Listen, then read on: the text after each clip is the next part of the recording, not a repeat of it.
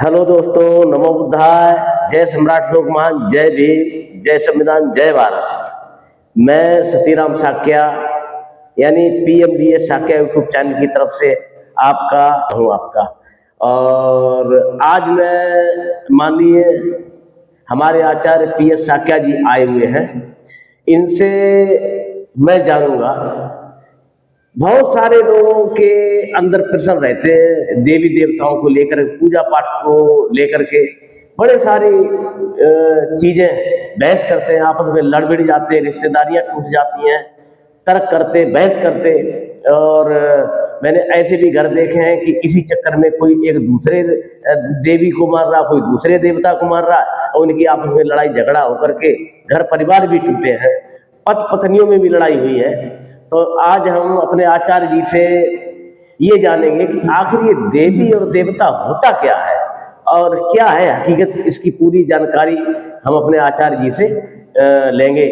तो माननीय पीएस साक्या जी, आचार्य जी, हमें बताएं कि ये देवी और देवता क्या होते हैं, इसके बारे में हमारे दर्शकों को कुछ जानकारी दें। स्वागत है आपका। यो सन्न सिन्नो बरबोधि भूले मारं ससेन महती विजेत्वा संबोधि मागच्छे अनंतयाणे लोकोत्तमोत्तम परमामि बुद्धं लोकोत्तमोत्तम परमामि बुद्धं लोकोत्तमोत्तम परमामि बुद्धं। सारे संसार को ज्ञान की रोशनी देने वाले, संसार के सभी भटके हुए ज्ञानियों को सही मार्गदर्शन देने वाले, विश्व को एक सूत्र में पिरोने वाले विश्व गुरु महामानव तथागत गौतम बुद्ध को नमन करते हुए, खंड खंड भारत को अखंड करने वाले चंद्रगुप्त मौर्य को नमन करते हुए और विश्व विजेता चक्रवर्ती सम्राट देवानाम प्रिय सम्राट अशोक को नमन करते हुए, ज्ञान की देवी माता सावित्रीबाई फुले को श्रद्धा सुमन अर्पित करते हुए, समग्र क्रांति के अग्रदूत ज्योतिबा फुले को नमन करते हुए आप सभी का वंदन और अभिनंदन। मैं doctor PS Sakya, president of Pragya Panchsheel Educational Society, vice president of Jain Educational Society, SV Public School, sector 25 Noida, general secretary emergency मानवाधिकार हेल्पलाइन एसोसिएशन दिल्ली प्रदेश, आपके समक्ष आज की चर्चा का विषय है हमारे देवी और देवता। वास्तव में अगर देखा जाए तो तथागत बुद्ध ने सबसे पहले देवी और देवता शब्द का प्रयोग किया है। उनका एक सूत्र है कि भवतु सब मंगलम रक्षन्तु सब देवता सब बुद्धान भावेन सदा सोथि भवन्तु ते। भवतु सब मंगलम रक्षन्तु सब देवता सब संघान भावेन सदा सोथि भवन्तु ते। भवतु सब मंगलम रक्षन्तु सब देवता सब धम्मान भावेन सदा सोथि भवन्तु ते। तो भवतु सब मंगलम, सबका कल्याण हो, रक्षन्तु सब देवता, सभी देवता तुम्हारी रक्षा करें। अब रक्षा कैसे होती है? रक्षा होती है ज्ञान से, रक्षा होती है सही मार्गदर्शन से, रक्षा होती है सही निर्णय से। तो जो व्यक्ति सही ज्ञान प्रदान करता है, सही मार्गदर्शन करता है, वही देवता है। अर्थात विद्या, ज्ञान, गुण और संस्कार देने वाली विभूति का नाम देवता है। हमारे देश में बहुत सारे देवता हुए और जिस व्यक्ति ने मानवता का मार्गदर्शन किया है, मनुष्यों को सही मार्गदर्शन कराया है, वही वास्तविक देवता है। और व्यक्ति के सबसे बड़े देवी देवता उनके माता पिता हैं, जिन्होंने उसे जन्म दिया है। तथागत बुद्ध ने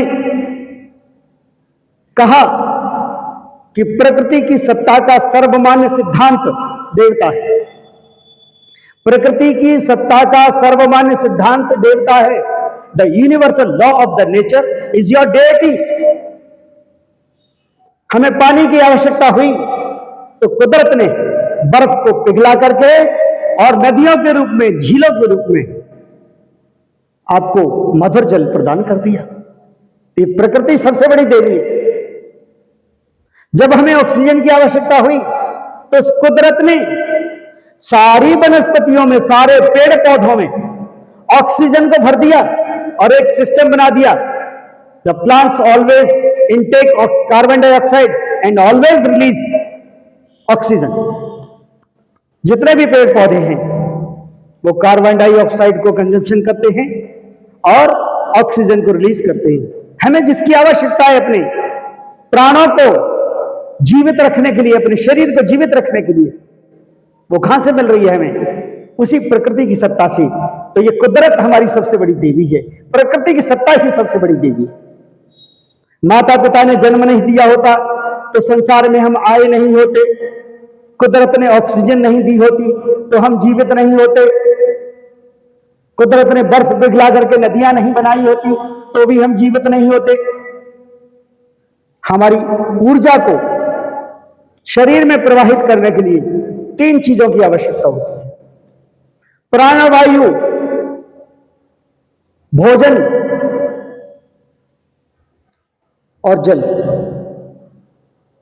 ये तीनों चीजें अगर स्वस्थ हैं तो आप स्वस्थ हैं। और तीनों चीजों में से कोई भी एक विषाक्त है। आज तो तीनों ही विषाक्त हैं। आज पवित्र जल नहीं है पीने के लिए, शुद्ध खाद्यान्न नहीं है खाने के लिए, और प्योर ऑक्सीजन भी नहीं है इनहेल करने के लिए। तो भोजन, वायु और जल तीनों ही विषाक्त हैं, इसलिए हमारा स्वास्थ्य दिन प्रतिदिन खराब हो रहा है। तो वास्तविक देवी देवता पहचानिए। सबसे पहले, ये अगर पृथ्वी ही नहीं होती तो कोई पेड़ पौधा नहीं होता, न कोई पहाड़ होता, न बर्फ होती, न जल होता। तो सबसे पहली देवी ये धरती है। फिर पेड़, उगने वाले पेड़ पौधे हैं जिनसे हमें ऑक्सीजन मिल रही है। उसके बाद में जहां से बर्फ पिघल पिघल करके नदियां बन रही हैं, वो देवी है हमारे लिए। सिंचाई के लिए जल मिल रहा है, और जहां जल की आपूर्ति नहीं होती वहां के लोग इन नदियों का पानी अभी भी पीते हैं। हमारे देश में अभी भी बहुत सारे ऐसे स्थान हैं जहां पर नदियों का पानी पीकर के लोग रहते हैं। मैं एक बार इधर उत्तराखंड गया, वहां एक जगह है मुंशियारी। हमने पूछा ये पानी कहां से आता है? उन लोगों ने बताया पहाड़ों में अपने आप ये बर्फ पिघल करके निकलता है। हमने पूछा आप इसको फिल्टर करते हैं? फिल्टर करने की जरूरत नहीं है, सारे मिनरल्स इसमें मिले हुए। आप जितना बढ़िया दूध पीते हैं उससे बढ़िया तो ये पानी कुदरत ने हमें दिया हुआ है।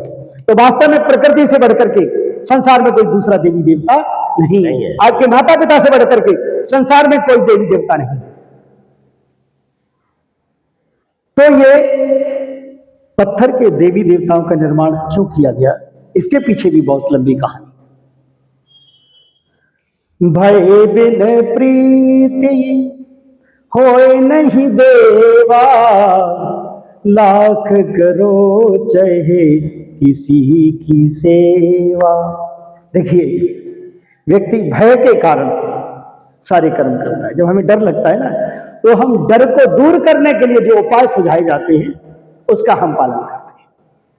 भय ने ही भूत प्रकट किया, और भय जागृत करने के लिए अच्छे अच्छे पत्थरों को तराश करके विभिन्न प्रकार की मूर्तियां बनाई गई। और कहा गया कि आप वैसे तो उद्देश्य उसके पीछे बहुत अच्छा था।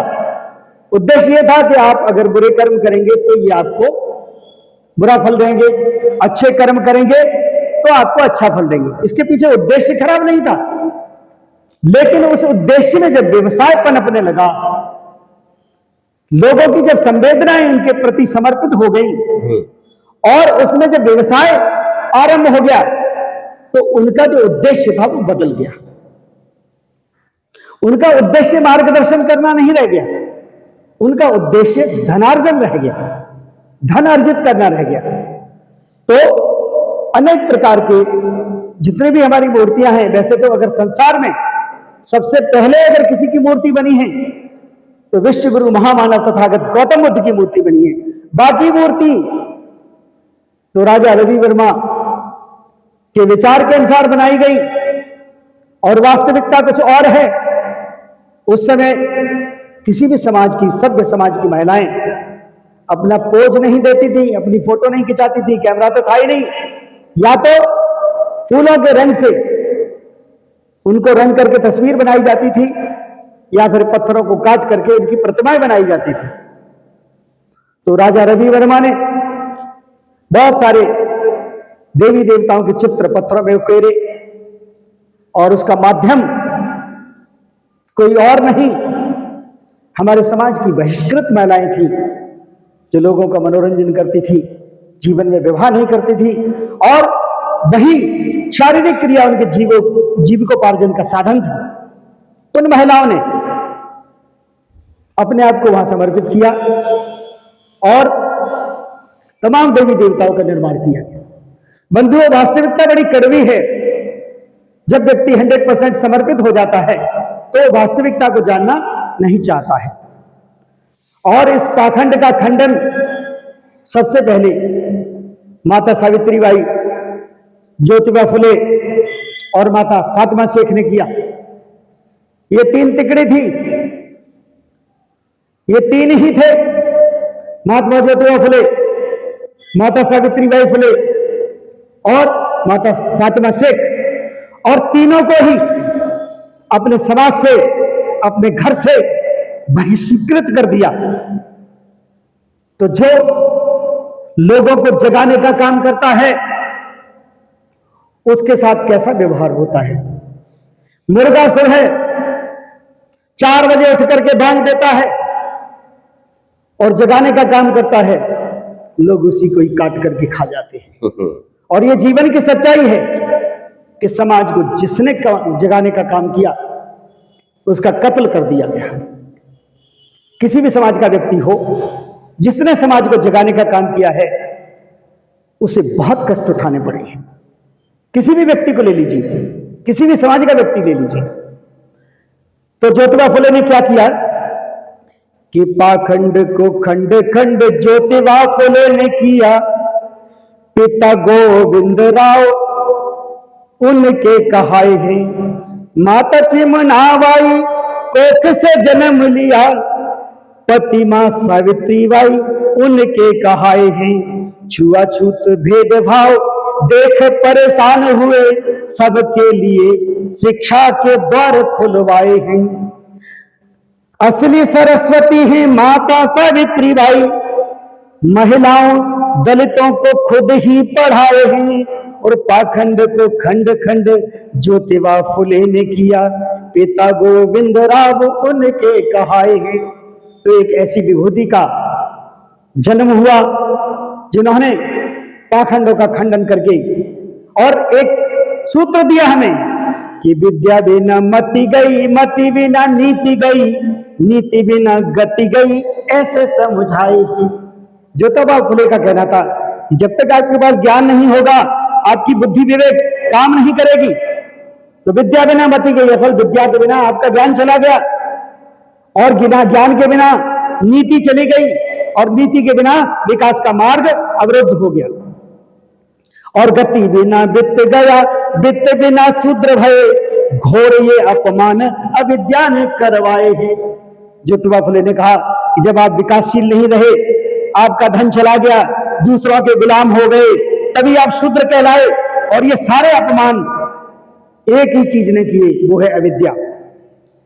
तुमको जरूरत न पीछे पग हटाने की है, छोड़ो अज्ञान, ज्ञान दीप वो जलाए हैं। सच्चे अर्थों में कोई महात्मा नहीं है और सूरवीर क्रांति दूत तो ज्योतिबा कहा है। संसार में और कोई महात्मा नहीं है, केवल एक ही महात्मा हुआ है जिसने दूसरे के कल्याण की बात कही है। बाल विवाह के खिलाफ लड़ते रहे वो, देखो बाल विवाह के खिलाफ लड़े, विधवा विवाह का कानून बनवाए हैं। पहले कोई लड़की छोटी सी उम्र में विधवा हो जाती थी तो या तो देवदासी बन जाती थी या उसका शारीरिक शोषण लोग करते थे।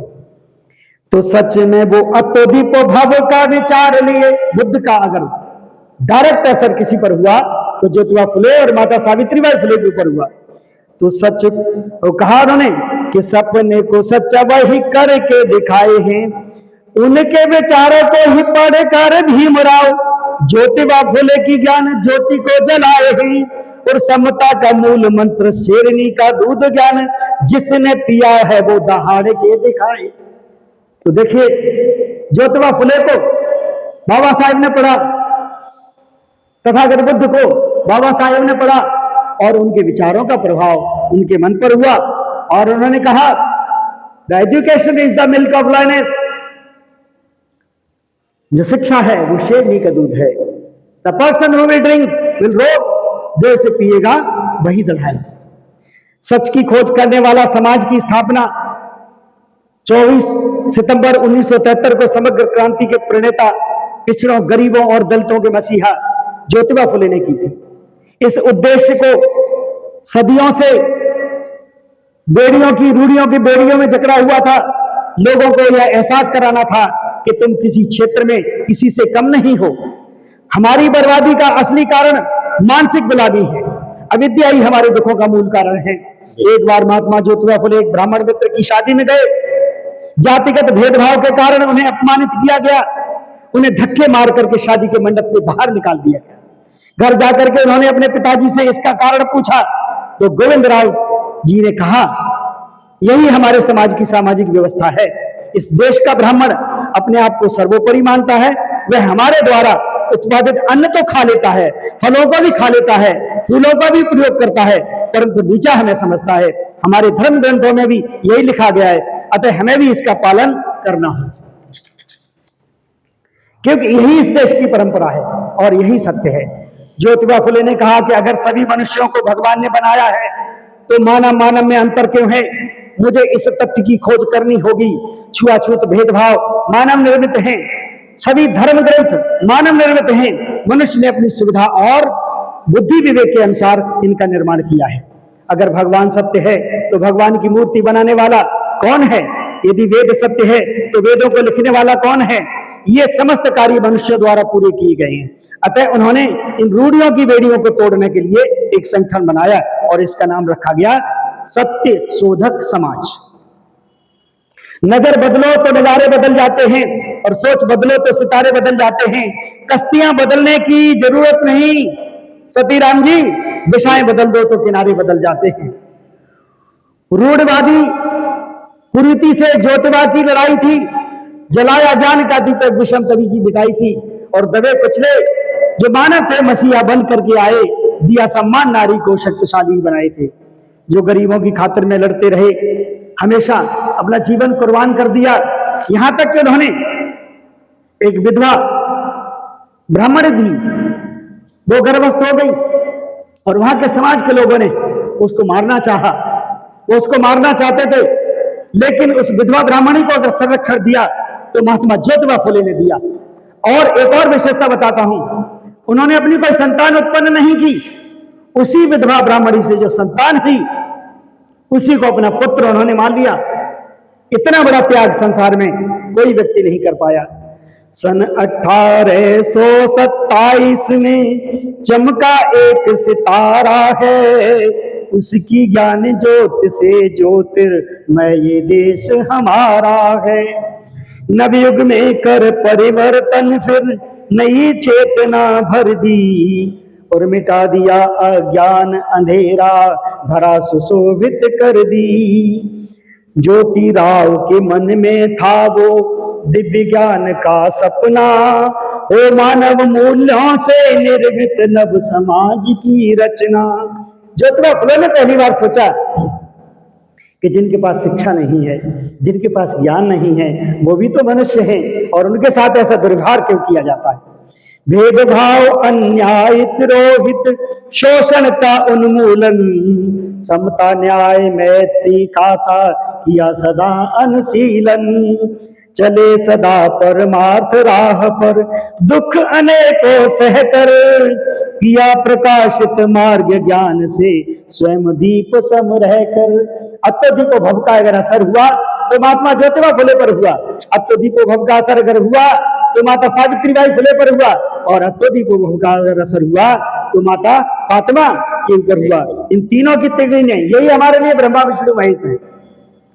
मिले ज्ञान हित हर मानव को, जीवन किया समर्पित, और दीनों दलितों नारी हित में सब कुछ कर दिया अर्पित। सबको त्याग दिया। मिथ्या आडंबर सब छोड़ो, मंत्र ज्ञान बतलाया, ढोंगा शिक्षा दमन विषमता कर संघर्ष मिटाया। त्रस्त मानवों को ताकत दे, सबको गले लगाया, शिक्षित कर जन जन को फिर से जीना हमें सिखाया। विद्या शक्ति दिलाकर सबको ज्ञान का दीप जलाया, और सत्य शोध कर ज्योति बने फिर पाखंड रोज मिटाया। गुलामगिरी की गाथा को जन जन को समझाया, शिक्षा और संगठन से ही नित संघर्ष बढ़ाया। ब्राह्मणों का कौशल देखो, ज्योतिबा ने किया उजागर, कैसे तुम्हें गुलाम बनाया, दिया दुखों का सागर। किसान का कोढ़ा पढ़ लेना, उनका दर्द लिखा है, और अन्न देवता की बर्बादी शोषण जर्द लिखा है। सत्यसार पत्रिका निकाली, सच को किया उजागर, गरीब जनता को शिक्षा दे हरा दुखों का सागर।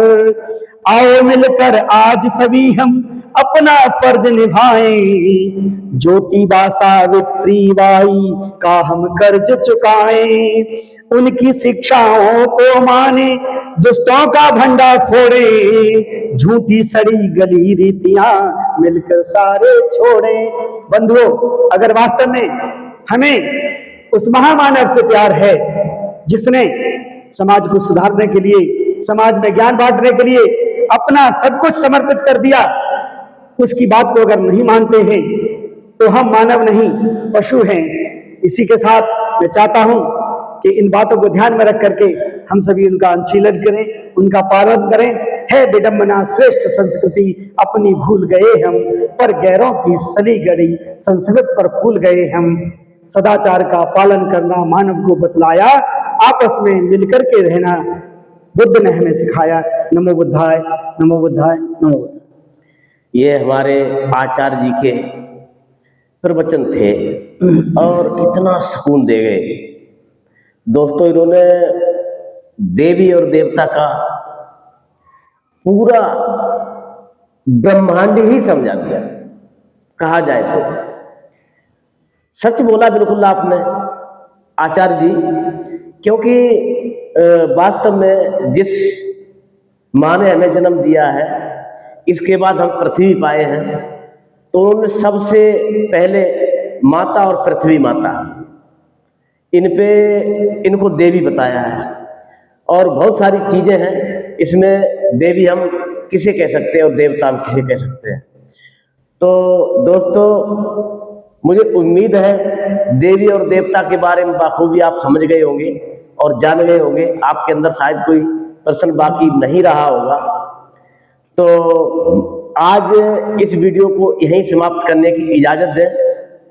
मैं Satiram Sakya, PMDS Sakya YouTube channel की तरफ से इस तरह से वीडियो हम लाते रहेंगे, अच्छी और समाज को देंगे, ये मेरा वादा है। और दोस्तों, इस चैनल को लाइक और सब्सक्राइब, शेयर, फॉलो अवश्य करें, अपने दोस्तों तक पहुंचाएं, जो हमारे आचार्य जी की बातें उनके जहन और दिमाग में आए और वो भी समझे, अपना मंगल और कल्याण करें। दोस्तों, नमो बुद्धाय, जय सम्राट अशोक महान, जय भीम, जय संविधान, जय भारत। मंगल हो, कल्याण हो, सब्बे सत्ता सुखी भवन।